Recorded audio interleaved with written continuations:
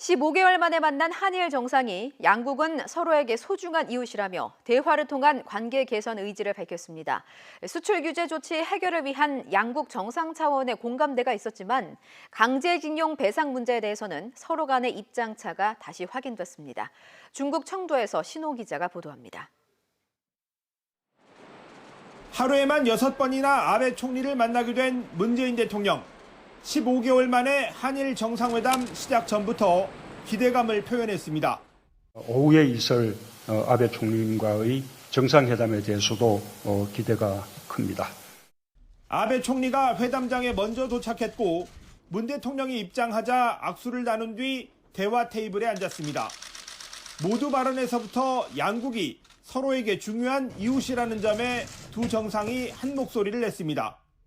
일본과 한국은 지리적으로, 역사적, 문화적으로 가장 가까운 이웃이자 그 역과 인적 교류에서도 매우 중요한 평생번영의 동반자입니다. 잠시 불편한 일이 있어도 결코 멀어질 수 없는 사이입니다. 한일 관계 개선을 위해 솔직한 대화와 의견 교환이 답이라는 점에도 공감했습니다.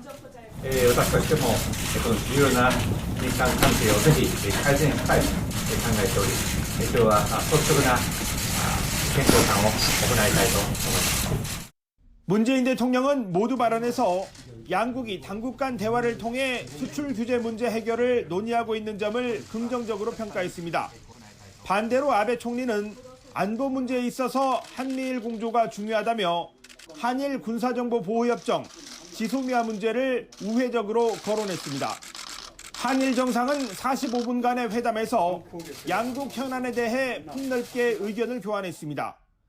문 대통령은 일본 수출 규제 조치가 7월 1일 이전 수준으로 회복되도록 아베 총리가 결단해달라고 요청했고, 아베 총리는 당국 간 대화가 유익하게 진행되고 있다고 답했습니다. 한일 관계의 무거운 숙제인 강제징용 배상 문제에 대해서는 문 대통령이 대법원 판결과 피해자 의견을, 아베 총리는 한일 청구권 협정 존중이라는 기존 입장을 확인하는 수준에서 추가적인 말싸움은 자제한 것으로 보입니다. 강제징용 문제와 관련해서 양 정상은 서로의 입장 차이를 확인했지만 대화를 통한 문제 해결의 필요성에는 공감대를 이뤘습니다. 특히 이 문제가 조속히 해결되고 정상 간 만남이 자주 이뤄지기를 기대한다는 데 뜻을 모았습니다. 두 정상은 최근 한반도의 엄중한 정세에 대해 의견을 교환하고 한일, 한미일 간 긴밀한 공조와 소통의 중요성을 강조했습니다. 올해 한일 정상의 만남은 오사카에서의 8초 악수, 방콕에서의 11분 환담이라는 표현이 어울릴 정도로 냉랭했습니다. 크리스마스 전날 만난 한일 정상이 솔직한 대화가 필요하고 한일 관계를 개선하고 싶다고 밝힌 것은 진전으로 평가됩니다.